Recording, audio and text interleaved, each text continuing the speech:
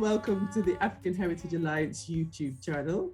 Let me introduce myself first and foremost. I'm Amanda Toussaint. I'm one of the team here at the African Heritage Alliance, or the AHA as we like to call it. We're introducing a really important topic as our next webinar, or the webinar we're featuring today, and that is increasing representation as school and college governors. A topic that we think is really, really important. So I'll introduce the rest of the team. First of all, Suzanne, if you want to introduce yourself, and then let us know why you think that this topic is so important for the Black community. Thanks very much, Amanda. I lead the education and research work stream of AHA.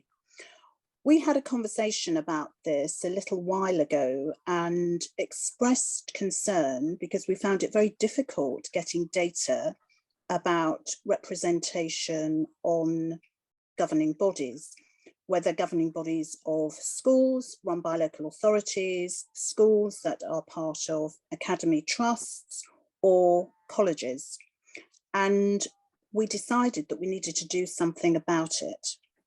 Our feeling is that there is probably poor representation from African heritage parents and local people, and that's the reason why we are running this session, to give information about the importance of governance and just to plant the seed in people's minds about whether or not they would like to get involved in one of their local schools, primaries, secondaries or colleges, to make a contribution to the education of young people. Thank you, Suzanne. So Uzo, why do you think it's important that African heritage people become governors or get involved in their, or actively get involved in their schools or colleges? Oh, thank you, Amanda. It's something that our community definitely and desperately need. We often see that in our community, our children in schools can do better. And there is no doubt that the presence of parents in the education of our children is vitally important. And for our parents or our adults from the African heritage community to become involved as school governors or as college governors can only improve the outcome of the education of our children in schools and in colleges. Yeah, no, I completely agree. I think for myself, even being like a working single parent, it's a perspective that's sometimes not always visible or not represented in those forums. And I think it's the diversity of thought, the diversity of insight that helps you to make the best possible decisions or the most rounded decisions for schools and for colleges. So I think our voices as African heritage people needs to be heard so that we can be part of that influence, be part of the decision-making process and steer the school in a direction that actually is advantageous to us and our children. George, any thoughts from you on this topic? Well, I think listening to the conversation, it reminded me of when I lived in the Caribbean, and it was quite the thing back in the Caribbean that parents felt that teachers and school had all the answers, and so they didn't participate in their children's education other than to get them ready and send them off to school. And I do recall on occasions, if you do get a whipping from the teachers, and if you went home and your parents found out that you got a whipping, they in turn gave you a whipping as well, because they reckon that you must have done something wrong. And that's the height at which they held the school. Coming to the UK, of course, none of that is the case. What I discovered from a personal point of view was the teachers really didn't have no interest in my education or Black kids' education, full stop. And so I think the idea of governance is one of the most important tools that parents have at having a say at what's going on in school and help to shape outcomes for their children and perhaps give them a better opportunity of getting good educational grades, because at the end of the day, that's what we're after, rounded education, good grades, to go on and do well in society. So I think governance is really a useful tool that parents have, and they fail to engage at their own cost. Thank you, George. No, I think that's a really valid, really valid point. So hopefully that you'll watch the public meeting that we had on increasing representation in this governance space. Hopefully you'll enjoy the topic, the stimulating debate and the discussion that's had. And probably most importantly, we at the AHA would really encourage you, all of you, especially from any diverse background, to become a governor within a school or college forum. Thanks for listening and enjoy the rest of our programme. So just by way of introduction, governance is very important in all organisations, and that clearly includes schools, colleges and universities. We're not specifically going to focus on universities tonight, but a lot of what we're saying is applicable. I'm very fortunate in being joined by several colleagues this evening, 3 of whom are going to give presentations. Everybody who gives a presentation is a governor now, and most of them have actually been governors in more than one organisation and over a number of years. In the audience, we also have people who are governors, people who have been governors, and some of you may be thinking about becoming governors. You're all very welcome. I'd like you to listen really carefully to everything that's being said, but in particular those people who have never thought about becoming a governor, because we need you just as much as we need everybody else. So the reason why we decided that now was a good time to do this session is because quite often people think about stepping off of a governing body at the end of an academic year. That's already in sight, June, July. It's almost round the corner. So we thought we'd plant the seed this evening so that you can think about it. You can hear different experiences from different perspectives, and you'll have an opportunity to ask as many questions as you like. And you can start thinking about where you can look out for opportunities to get onto a school or college governing board, and think about the support that's available. And we will always be here to help you. As I've said, we have 3 speakers this evening. The first person who's going to present is Julie Walters-Nisbet, and she is a governor at Whitehall Primary School. She'll be giving a parent's perspective. We will then hear from Leicester, who is a governor at a 6th form college. And last but not least, we'll be hearing from Dom Judge, who is the Director of Governance Programmes at an organisation called Education and Employers. And he'll tell you more about the organisation, what he does and what his role is, and will give a strategic overview of governance. So by the end of the evening, hopefully you will feel that you will have had a very comprehensive view of what governance is about. Also in the audience, we have the political lead for education in the city, Ellie Kelvin, and she will probably make a contribution from the floor, which again will give a slightly different perspective.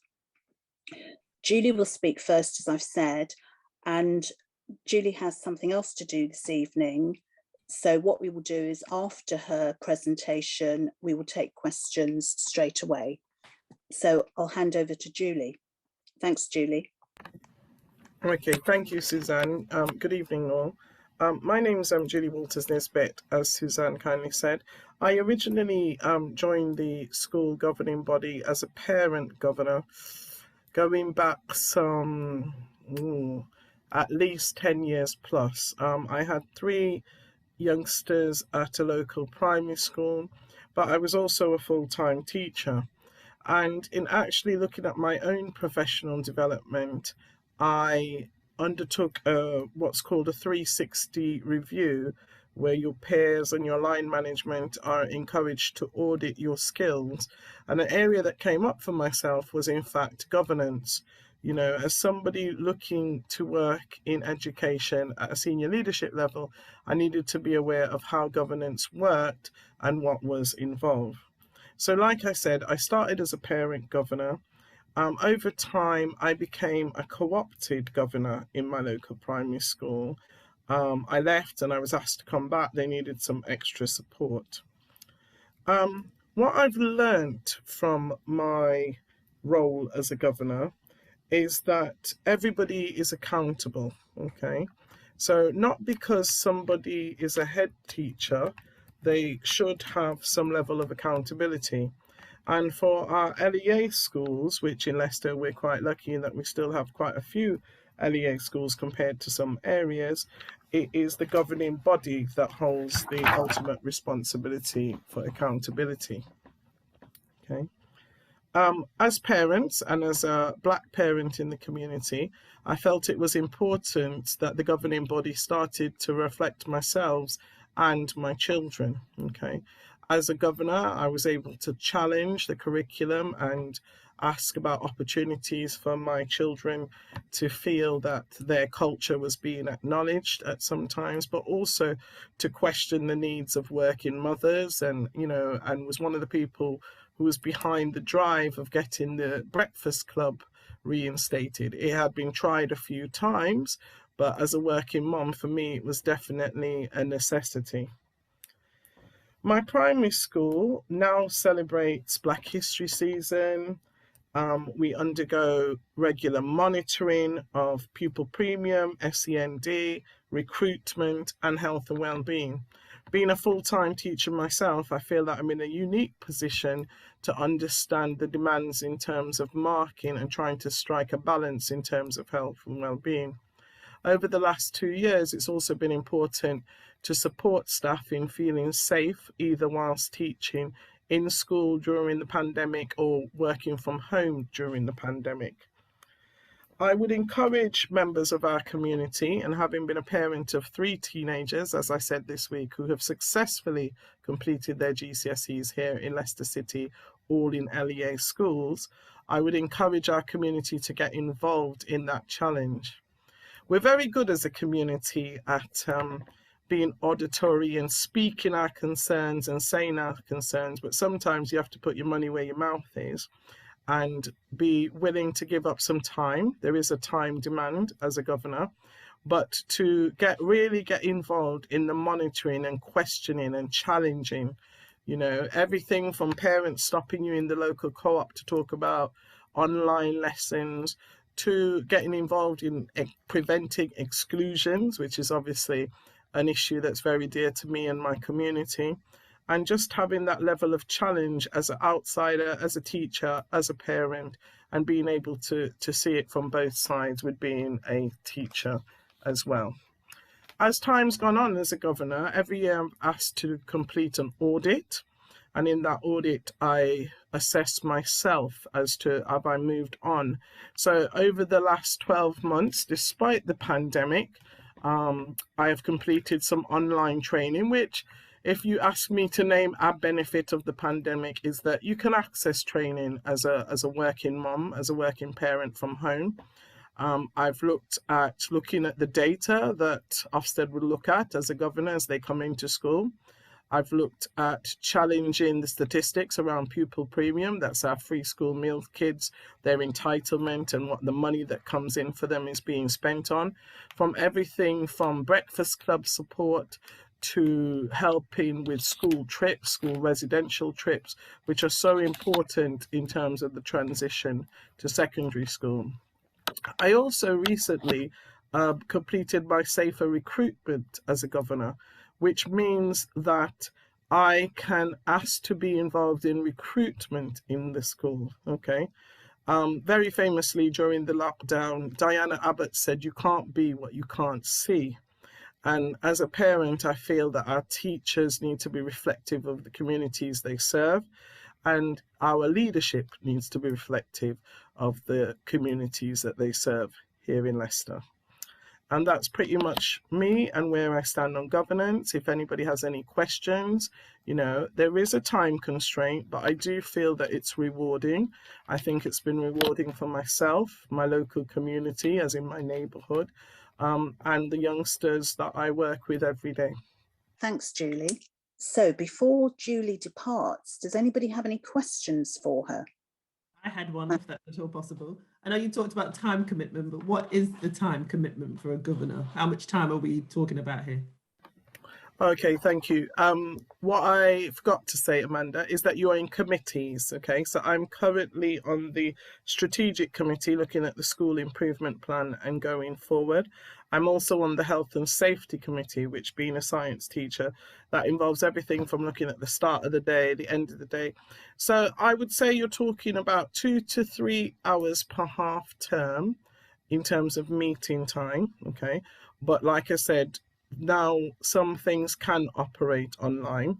So from the comfort of my dining table where I am tonight, I can be in a governance meeting. But in terms of going back into school and doing observations and walks and looking at the safety going in and out of school, next month I'm involved in a SEND review. Yes, looking at the SEN children and how they're getting on in classes and how they're being supported and what the money is being spent on and whether that's valued for money. One of my roles in health and safety as well is also to look at the single central record, which is the list of all staff employed and whether they meet their DBS requirements, etc. So on average, if I'm honest, Amanda, you're probably talking about 3 hours per term, yes, 4 to 5 in a heavy week. Recently, I was called in for an Ofsted inspection as well, which is now published, so I can say that. And as a governor, I had to, defend my role as somebody who holds the school accountable. So there is a time commitment. But if you're already a parent invested in that school and therefore breakfast club drop off and therefore after school pick up like I was, it's much of a muchness, to be honest. Any other questions? It's one thing becoming a governor, Julie, but to most parents, teachers and principals are a bit of a God figure. So, I mean, how do governors challenge principals and so on to get their point over and perhaps help to bring about changes? Okay, thank you. So one of the things we talk about is parent voice. And prior to COVID, I'm quite good at talking to people, I'd say myself. And one of my jobs was at Parents' Evening, speaking to parents and getting them to complete a face-to-face questionnaire about things they would like challenged with the school, concerns they had in particular subject areas, or even around procedures, okay? Now with the new advent of technology, there are now things like parent mail, and there's a parent app, I'm told, by the younger parents, where they can communicate with school and feedback any concerns along those lines. Okay, we've also gone, because of the home language nature of some of our parents, we've gone for postcards in the box. Some schools run a cup of tea or a cup of coffee with the head teacher every now and again. We also have a family liaison support officer who's in regular contact with parents, either at home or in school, and tend to support families where there's 1 or 2 or 3 young people. So any concerns can go through there. Thanks, Julie. Camille. Hi, Julie. Good evening. Is there much reading in this role? Definitely some reading. You get the head teacher's report probably every term. As I mean, strategic updates on staffing, definitely some reading involved. Thank you very much indeed for your presentation, and enjoy the rest of your evening. And also thanks for taking the questions, Julie. So we're now going to turn our attention to Leicester, who is a governor, as you can see, at Gateway Sixth Form College. So over to Leicester. Right, so the reasons for me becoming a governor was mainly my strong belief in lifelong learning and education per se, and those sorts of values rooted me to equality issues and other things. So at a parents' evening, which is they now call the consultation evening, the college informed the gathering that there was a need for a governor. And as we speak, I know the particular college I'm linked with, they are looking for parent governors and other governors. So it's not like I'm hearing what was said previously, but it's not always at the end of the term or whatever, there's almost sometimes a rolling program. There's reasons why people have to move on or do other things. So there is, I think there is always a need for, if people are interested, I think they should just approach people. Anyway, so I expressed interest at that time by completing a form. There was a piece of paper they were circulating in the audience. At the time, I knew I had time. I was told that there were a number of meetings, and apart from the governing body meetings, which used to be about once a term or sometimes 2 terms, they had other committees as well. Anyway, days later, I was contacted and interviewed, and had an interview mainly about my work and why I wanted to be a governor and so on. So I started as a parent governor, then I became a governor. I am currently called a community governor, and I have the lead role in safeguarding. So I'm the lead safeguarding governor. I've also been a member of a number of subgroups, such as the Audit Committee and Finance Committee, Standards and Quality, and I currently, as I said, have that safeguarding role. Governance is really about giving the strategic planning direction for the establishment and scrutiny of policies, because we as governors don't produce these things. Members of staff and the person who's got to lead with the governors, they produce and update policies. Principally, we're about scrutiny, monitoring, and looking at curriculum data, but also challenging what is called the management or the leadership of that organisation.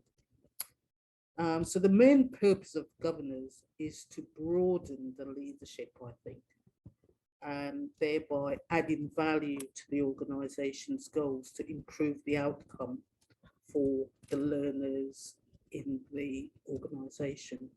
You're not alone, so it's a collective responsibility, really. And there are also courses that governors can partake in. And there are things which are almost mandatory, like the prevent and other things which some teachers have to do as well, we have to do, to make sure that we are up to date. So my induction, in fact, as a governor, was just a talk with the clerk to the governors, I recall. But I think nowadays it is probably more thorough. There was a terms of engagement, a discussion about confidentiality, and obviously the role of the governor as a parent governor was explained. And one of the things it stressed, I wasn't there representing parents, but I was providing a parental view. So you're there in your own right. You're not there representing everybody, or if you had financial skills, you're not there as a substitute for the finance people. And obviously everyone goes through disclosure, barring we also have to be checked with all of those. And safeguarding and Ofsted inspection frameworks, we've got to get our heads around that.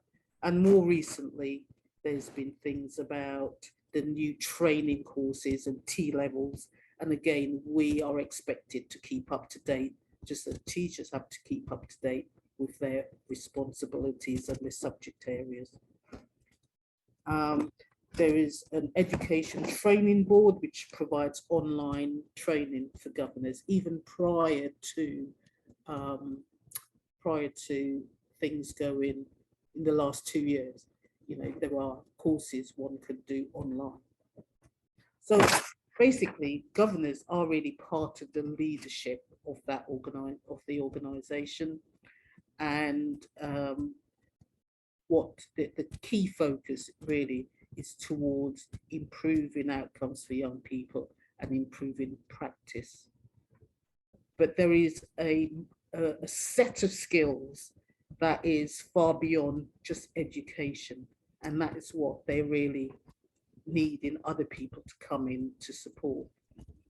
So I think, as has just been said by Julie, we governors should reflect the local community, and in so doing provide diversity that can be embedded into the thinking of the management.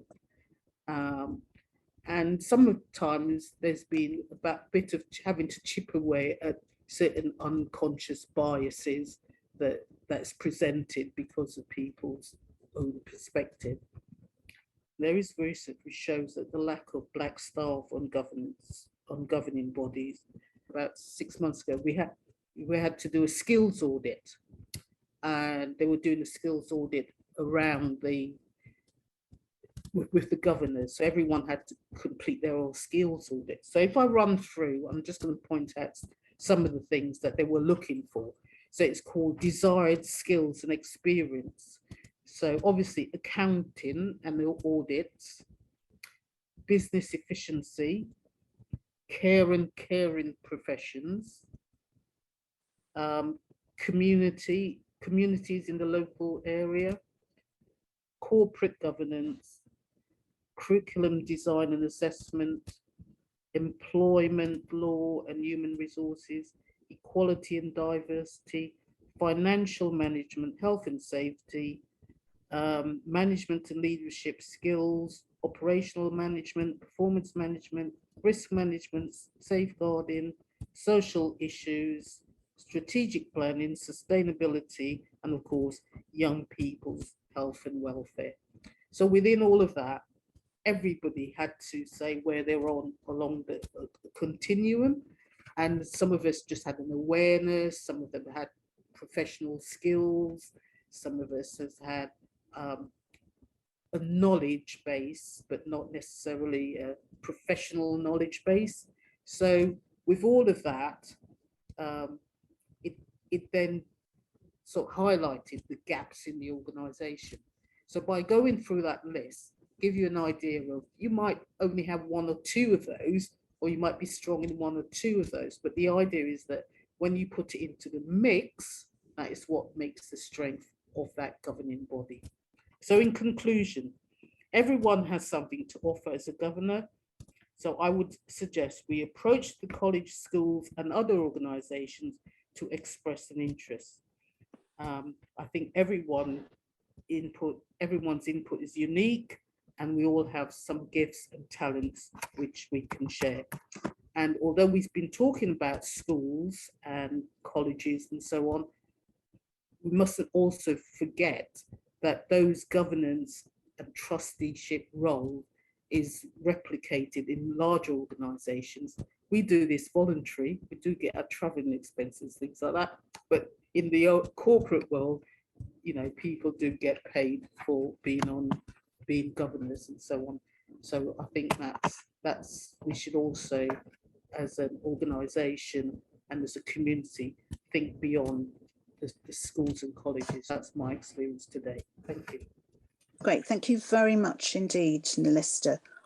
So without further ado, we'll move straight on to Dom Judge, Director of Governance Programmes from the organisation Education and Employers. Over to you, Dom. Thanks, Suzanne. Thank you for inviting me. Very much appreciated. So just a little bit about me. So I'm based in Nottingham, just up the road. I've been a school governor for 15 years in different settings, very different settings, secondary and primary. I'm currently a parent governor, which is a different experience altogether. I'm a director at a charity called Education and Employers, but essentially we run the DfE funded Inspiring Governance School Governor Recruitment Service. So our role really is to encourage as many people with skills, backgrounds, perspectives, and ability to contribute to schools in a strategic way as possible to register on Inspiring Governance so that schools with vacancies can make choices and secure the best governors. So that's really our role. Next slide, please, Amanda.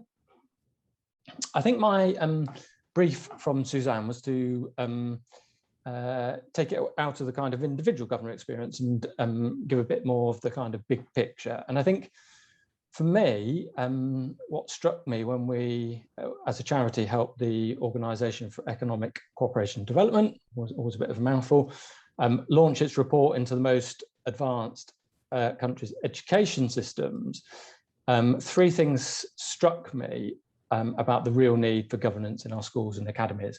So we were 4th in the world in terms of the percentage of our national income that we invest in education, so billions of pounds. We were behind Norway, New Zealand and Chile, I think, in terms of percentage of GDP. Secondly, we've got one of the most autonomous education systems in the world. So our head teachers have probably the most freedoms than many more other head teachers in the world. And we actually have the largest ratio in the world between our head teacher pay and our teacher pay.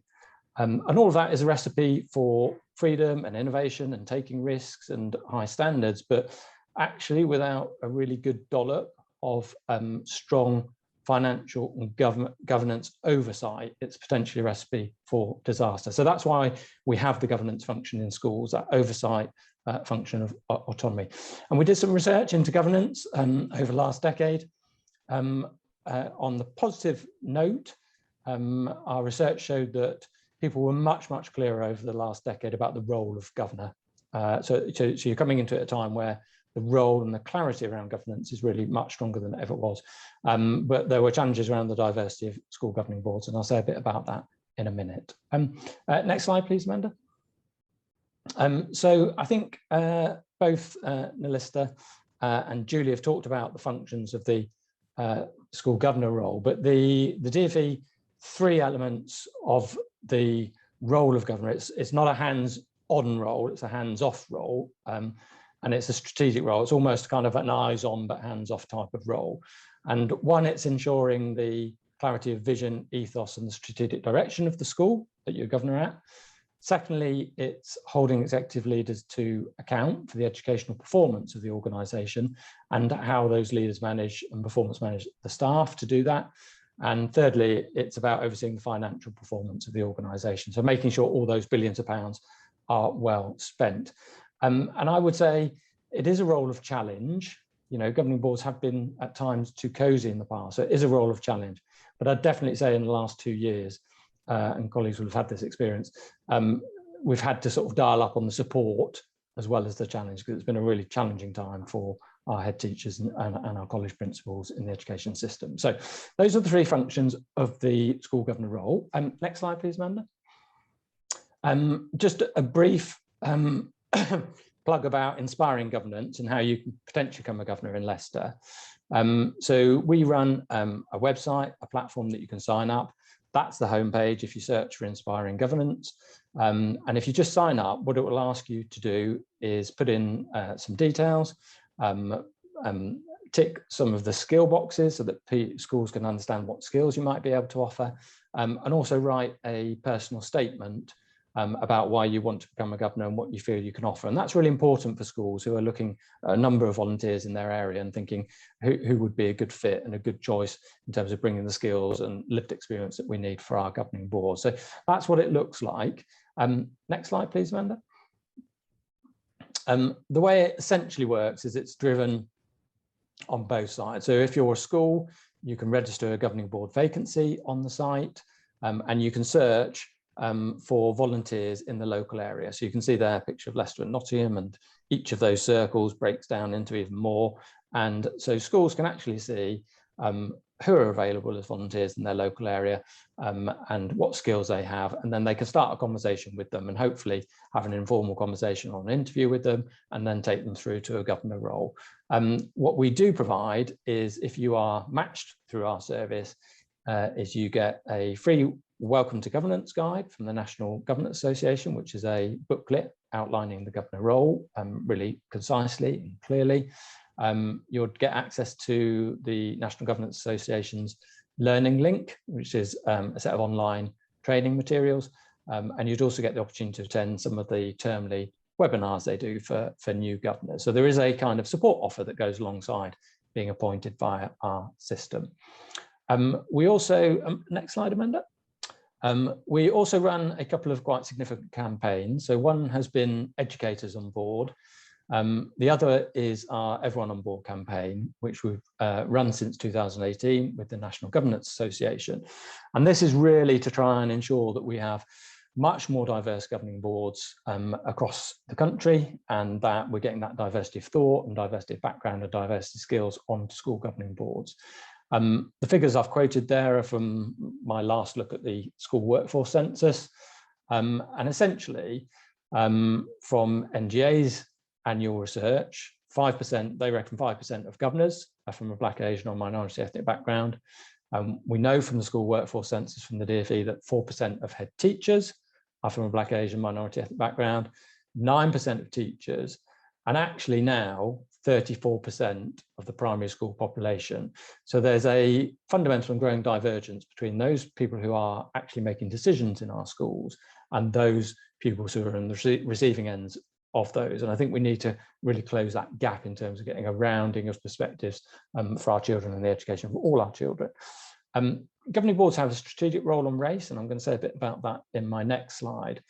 But we've worked not just with the National Governance Association, but we've worked with a range of organisations like Operation Black Vote. We've done sessions on their civic leadership programme about what a school governor is and becoming a school governor. We work with the Black Young Professionals Network as well, who've been very successful in promoting school governance to their members across the country. We also work with Justin at the Civil Service Race Forum, who again have been brilliant in terms of promoting school governance, and local race equality councils and employers' own race staff networks. So we've worked with Vodafone and some of their diversity networks, for example. So the acronyms are Operation Black Vote, National Governors Association for NGA, Black Young Professionals Network, and the Civil Service Race Forum. So those are the acronyms, and local race equality councils. And there are seeds of hope. So in terms of us working as an independent school governor recruitment service, so 30% of our volunteers and 30% of our appointments, so there's no kind of conscious or unconscious bias operating, come from a Black, Asian, minority ethnic background. And in the latest National Governance Association annual survey, boards report that 11% of newly appointed members in the last 2 years have come from an ethnic minority background. Next slide, please, Amanda. And my view is that the governing body has always had a strategic role on race, just as it has on finance, just as it has on premises, just as it has on curriculum. And I think we've had a whole raft of reports since the mid-80s in terms of the Swan report, the McPherson report, the Perret report that was funded by the Verona Me Trust, the recent Commission for Race and Ethnic Disparities. And all of them, to different degrees, have indicated the issues that schools strategically need to be dealing with around race. So, for example, as a governing board, are you reviewing your pupil attainment data, for example, by ethnic category? And if there's different performance by different groups, why is that? What are the reasons for it? What are you doing about it? So, a real business focus on making sure that you are educating fairly all of your pupils and securing achievement for all of them. Exclusions we talked about earlier, behaviour uniform policies, teacher expectations, and ensuring that teachers have high expectations of all pupil groups, workforce progression. So you saw the stats in my previous slide about underrepresentation at senior levels in terms of those people from Black, Asian, minority ethnic backgrounds. That's the case in the FE sector as well, and that's been actually widening in recent years. Racist incident handling, so prejudicial incidents, governing bodies should be reviewing those. Curriculums, destination data, as school, are you kind of understanding the destinations of your pupils and ensuring that if there are differences between those, that you are working all of those. So my view, backed up by all of the reports over time, is that governing boards need to be taking that kind of strategic role on race. Next slide, please, Amanda. So why you? Both Leicester and Julie talked about the skills and skills audits within governing boards. The research that the DfE Department for Education did a couple of years ago, found that schools, the skills that governing boards were seeking most were finance, HR, education understanding, and big picture and local policy understanding. But school governing boards are also seeking those skill sets like procurement, commercial, legal, health and safety, risk management, marketing, comms, legal. But they're also seeking those more generic organizational work skill sets that people have, like project management and data analysis. But they are also, most schools are really keen for people who have lived experiences to offer and can bring in a diversity of thought, people who have time and are really willing to make a commitment.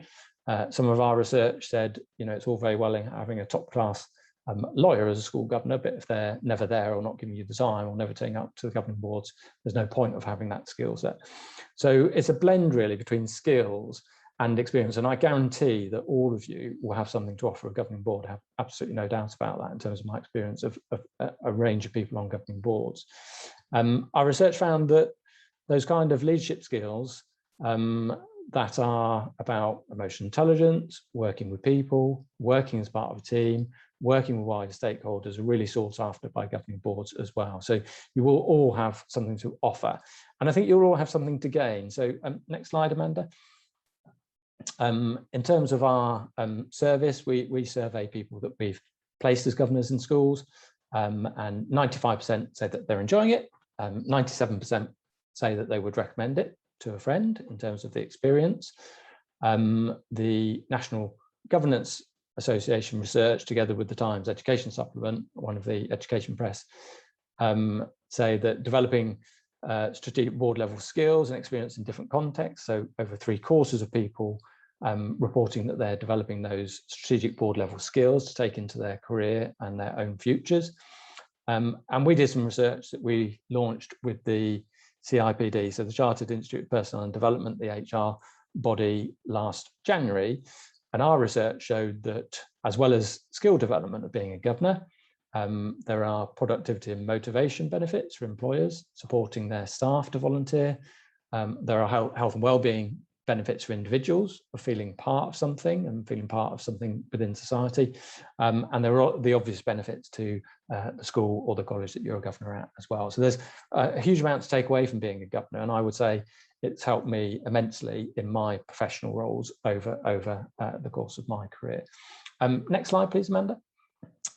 This is taken from an NGA survey, so the National Governance Association. They asked people to describe governance in one word.